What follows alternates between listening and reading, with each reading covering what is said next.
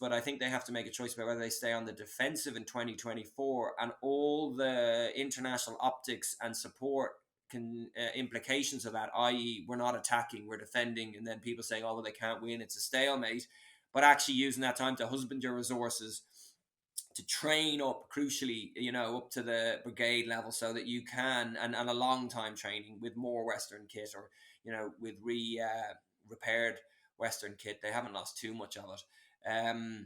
To go again in 2025 in the summer, one big final attack. Hello and welcome to Frontline for Times Radio. I'm James Hanson, and today we're talking about the war in Ukraine with Dr. Patrick Bury, a senior lecturer at the University of Bath and a former British military officer. Patrick, thank you so much for your time. Welcome to Frontline. Good morning, James. Thanks for having us on. I just wanted to start with where you think we are now as we enter 2024 with this conflict. Obviously, in recent days, we've seen Russia retaliating for Ukraine's attack on Belgorod, with a series of drone attacks on Kharkiv and Lviv and Odessa. Where do you think we are in this conflict right now? Good question. So I think strategically, if you look at this once Ukraine was still in the fight by April 2022 now, people realize, certainly in the circles that I speak to, this is going to be a long war, probably.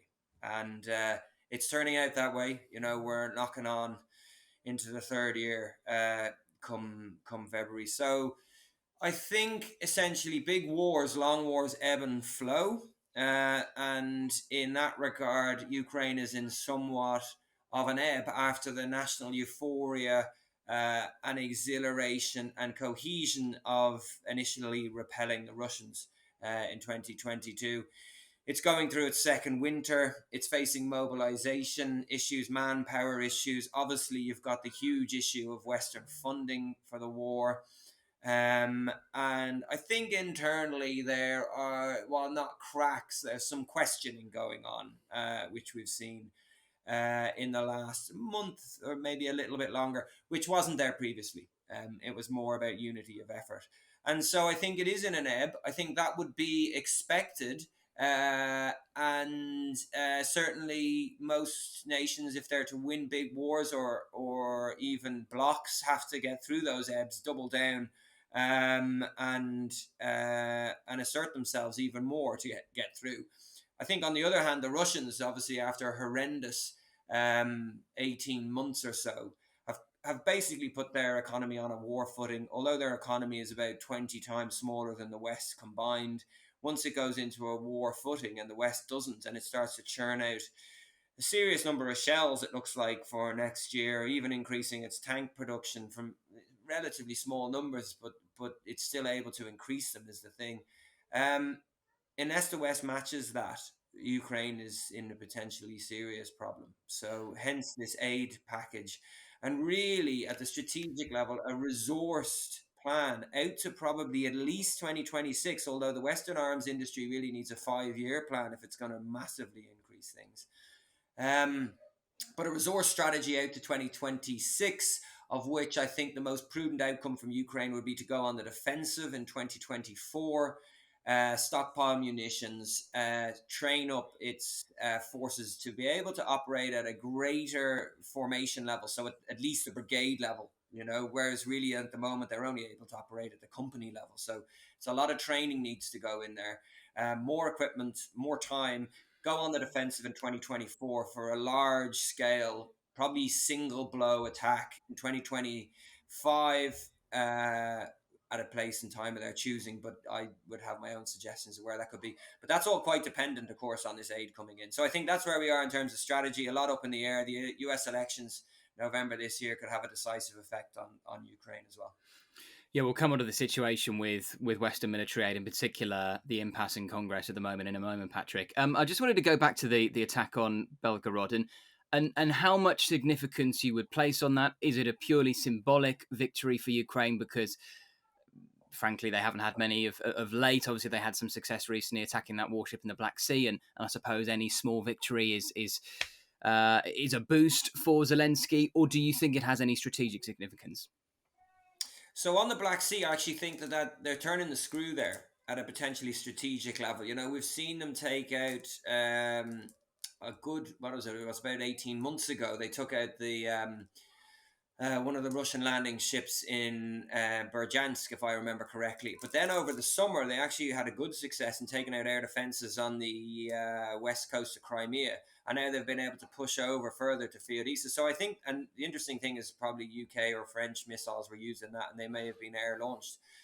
Shows that they're able to get around Russian air defense and attack places, which will push Russian Black Sea Fleet further back. So that's kind of interesting, and it's one area where they had, I think, kind of operational success, I'd say, at this time. The Belgorod thing is interesting because basically, and we don't know the exact nature of the targets, but it does look like some got through. Some of the Ukrainian drones got through. They said they were targeting military targets. It looks like at least some of them got through. Looking at what the Russians claimed were shot down and what the Ukrainians said were fired. But there were some civilian casualties too, it appears, the Russians are claiming. Now, that is interesting in terms of Ukraine getting arms shipments when they said they wouldn't attack Russian civilian sites, especially, or even often military sites inside Russia. So that's where it's potentially significant if it changes the calculus for people in the West who are supplying them. I personally don't think it will, because the Ukrainians will have calculated that attack across Ukraine the day before was so big and the biggest of the war that they probably bought them some leeway in terms of what the West think is acceptable, and they probably calculated as much. But I think, I don't know if you want to talk about that, but the largest attack was interesting in how they were trying to overwhelm, and the context of what's been going on in this tit for tat recently over the last 10 days or so in the air war is quite interesting. Well, yes, on that, I mean, obviously we've seen the inevitable response from Russia in terms of drone strikes on Kharkiv and Lviv and Odessa. And what's interesting is it appears that the Russian Shahid drones are having more success now at penetrating Ukraine's air defences. What do you put that down to? Well, it depends. You see, so for me, the way I'm reading this at the moment, and again, open source mainly, could well be wrong, usual caveats, but I thought the Su-30, we don't know how many Su-34s were shot down, but we think at least two. Ambush was quite significant because the week before that happened, we'd seen that more NASAMS and Patriot systems had gone into Ukraine from the Danes and the Norwegians. And I think, again, sort of looking at what happened then, it may have allowed them to push some out because there hadn't been that many attacks on the cities, push some out to the front lines, towards the front lines. And essentially that was probably I would guess maybe a Patriot ambush of those Su-34s that were coming in and using glide bombs against the front line. So it knocked a few of them out, let's say. Now, this would be the right context then to go. The Russians, we know, have to have a fallow period where they build up stockpiles, especially of the ballistic missiles. They've got more drones, they've got more air-launched glide bombs, etc. So I think this was probably one of the precursors to going, right, let's hammer the whole country. They've moved some of their air defense out because they think they can. Let's show them that they can't and attack all the different cities, as we know, Dnipro, Zap, Kherson, etc., and force them to bring those air defense platforms back in to protect the city. So I think that is what might have been going on.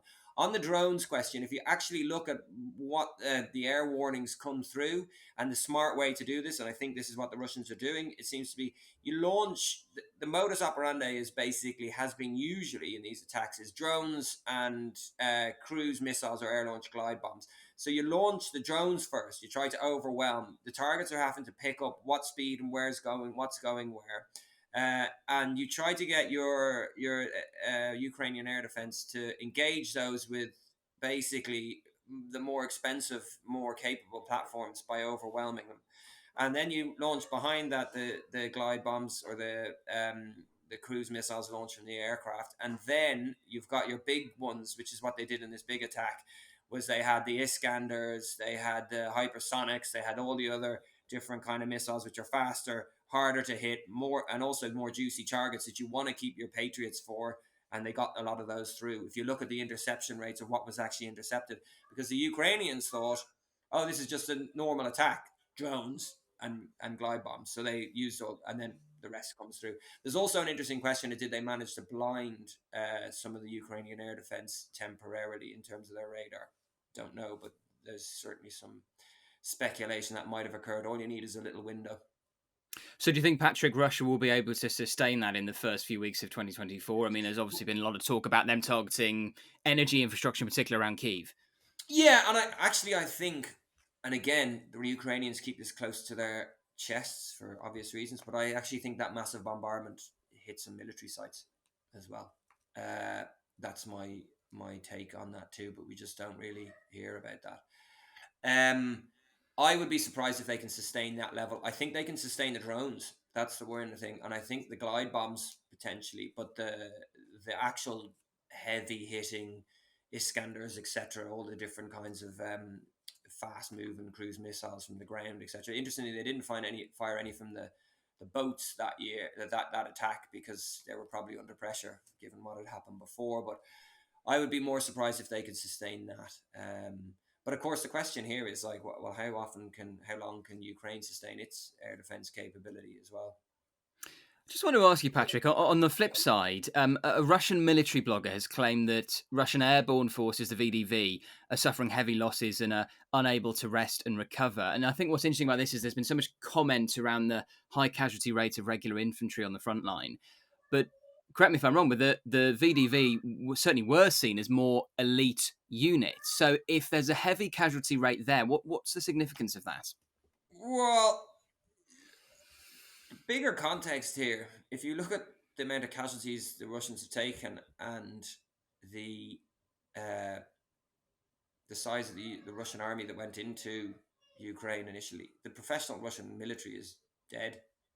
You know, apart from some essentially dead. So the expertise, the VDV took really high casualties. I think they were, in their highly uh, idolized and promoted in Russian society, and yet I think some of the units are very capable. Having served in air assault units myself, and looking at some of the videos, people were being very disparaging. I was like, these guys are landing on a hot landing zone in a place they don't know without any much planning. They don't look too bad to me.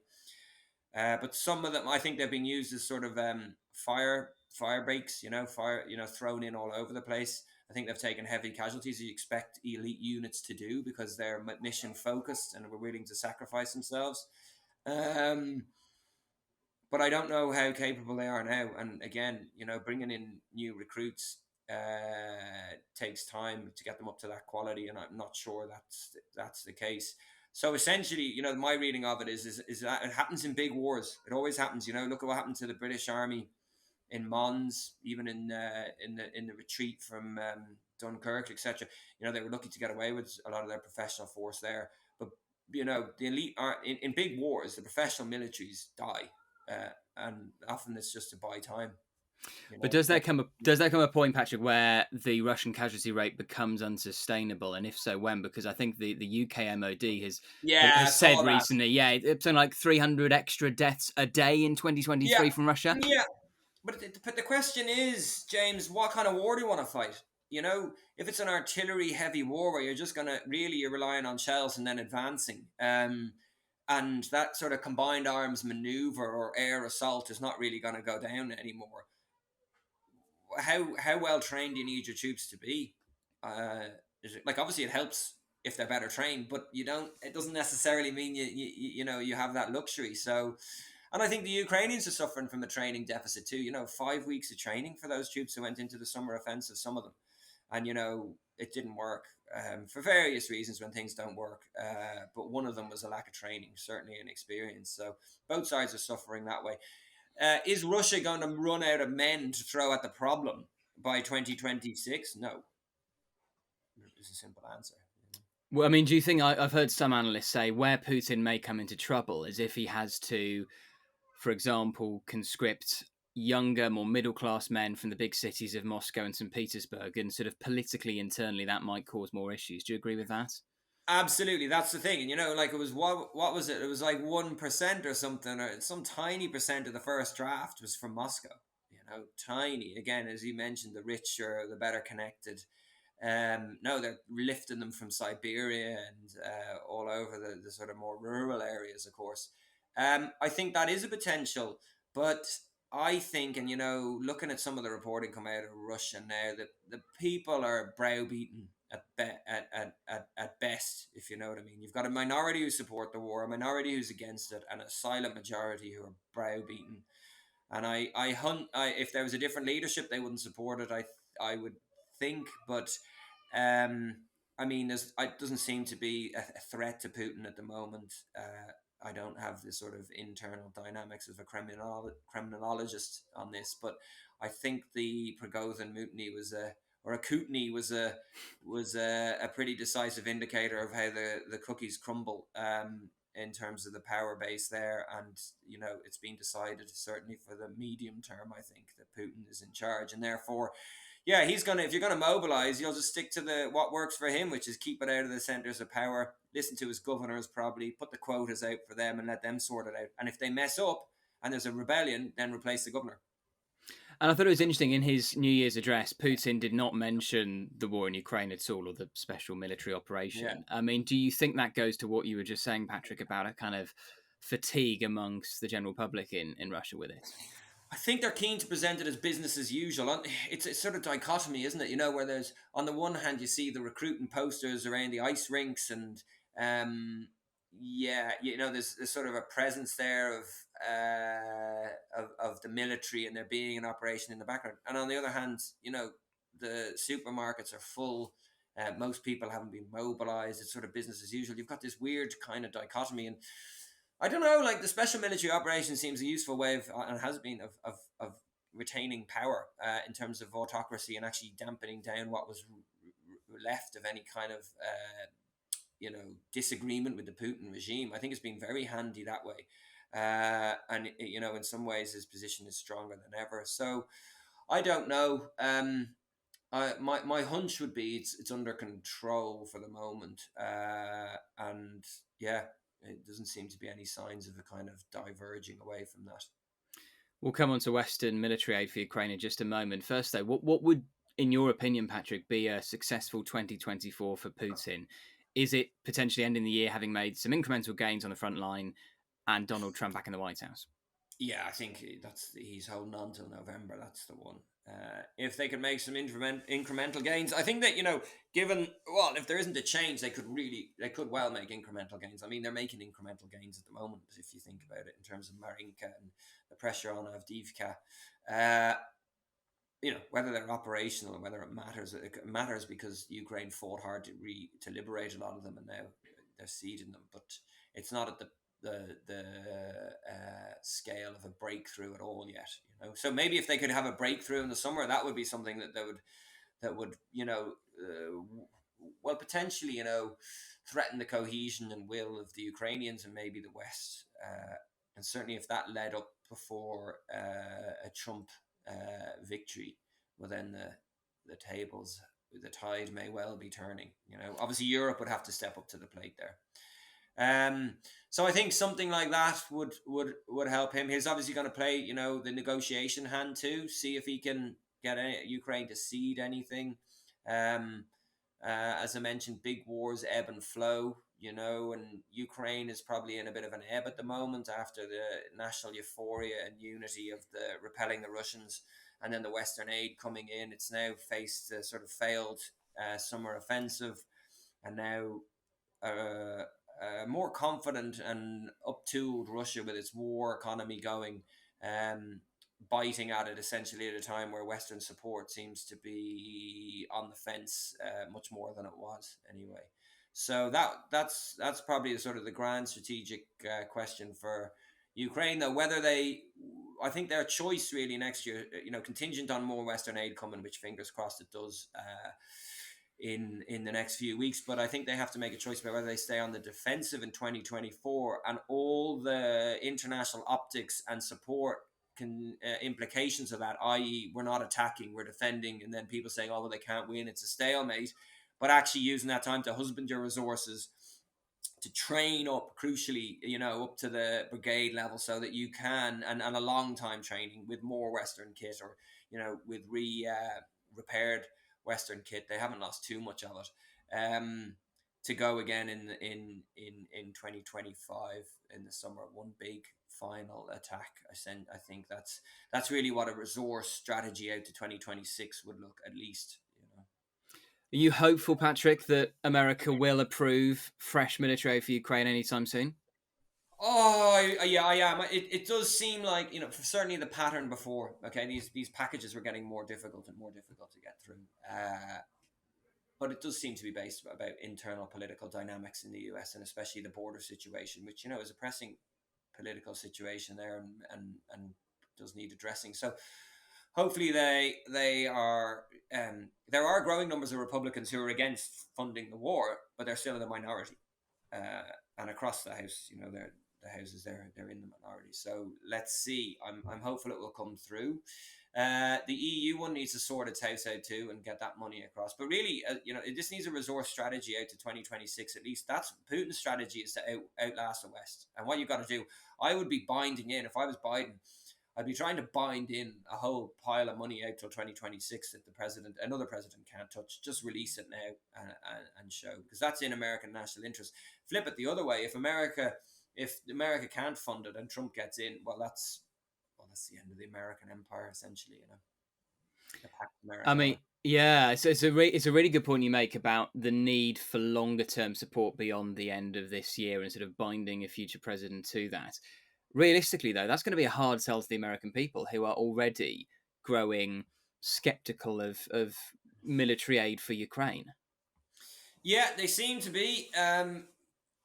People's memories are short, but the US didn't win wars quickly either, does it? It can win the initial stage quickly, but it's had to grind things out, and it's actually lost 2 wars, let's be honest, in Iraq and Afghanistan. So, it just needs that messaging, if you ask me. They need to be told this is what's in their interests. The economy's doing well. There's lots of employment. We're going to get the factories going. Let's just be. It's in our interest too. The other the isolationist thing, obviously in the US, it runs through history and always been there.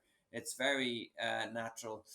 What's different this time is fragmented media space where you can access any information that you want, and of course, malign actors are looking to divide the population. So, and I think really that's the nature of it, that people are getting influenced, and for good reasons. They can say, well, why aren't we spending this money at home and all that? Well, if you want to be top dog, you got to spend money abroad.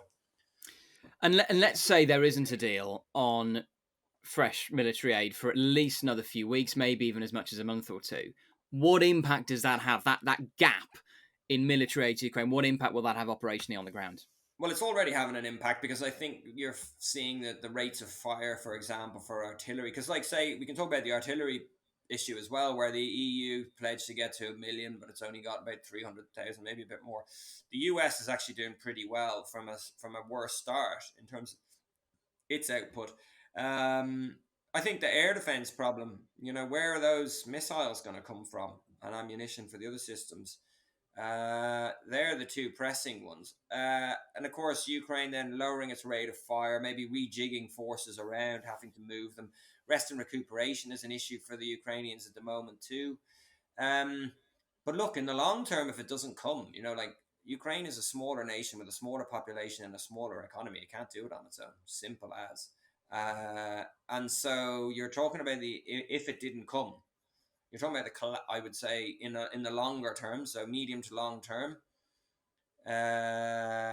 you're looking at the collapse of parts of the Ukrainian front and potentially a move towards they'd have to move to an insurgency, depending on what Russia's wanted to do. They're still talking about their maximalist aims of getting to Kiev, which I don't see the point of, but it shows you what they're thinking and how confident they are anyway at the moment. And on the EU, you mentioned that they're by a long shot failing to meet their target of supplying 1 million shells a year. What do you put that down to? Is that purely production issues? I think it is. I think the difference in the US being able to, they were at 14,000 a month. I think they're over 28,000 a month now, the US, in terms of what they can produce. The US armaments industry and the factories are still owned by the state. And so the Europeans aren't. And so hence why if industry is going to invest a huge amount in increasing its capacity in terms of its workforce and robots, etc., it wants like a 5-year plan. Yeah, not a 2-year plan. Not like, oh yeah, we're doing this till 2026. And look, I think we're in not only myself, but Niall Ferguson, I was reading something he wrote there a few days ago. He's exactly honed what my own thinking was. Really what's going on here at the wider strategic level is Ukraine is one front, yeah? Gaza is Iran's front, and now you're waiting to see what the China do in the Indo-Pacific. All right, these are three. I think they're loosely coordinated, not but. And you've got a lot of other stuff going on in West Africa, Venezuela, East Africa, where interests align with other groups, okay, but there it's probably less coordinated. You've got Yemen, the Houthis, all this we could talk about. So I think that wider strategy this is what's going on is a fight for the domination of this century, which occurring in the third decade. It's so far generally proxy sub-threshold, so involving proxy actors. They're not actually fighting face to face, head to head. These powers, i.e., Pax Americana, we could call it, as Ferguson does, and the Iranians, the Russians, and the Chinese. You could throw in the North Koreans too. And I think they're interrelated because what they're trying to do is stretch America. Anything that can stretch America, pull them off here and fracture them internally, it's all good. And that's why, to bring it back to your question about European, production, you may as well get the factories going now because it's on. And that is a very good point, in particular about China and Taiwan. And at time of recording, we're just over 10 days away from the elections in Taiwan. And you wonder actually if that could be just as significant an election for Putin as the American election, because we're, as seems likely, a very anti-Beijing candidate to win. Perhaps that's the trigger point for Xi Jinping to move on Taiwan. Yeah, I like my understanding. I was in Taiwan like a year ago. Fantastic place, well worth visiting if you get the chance.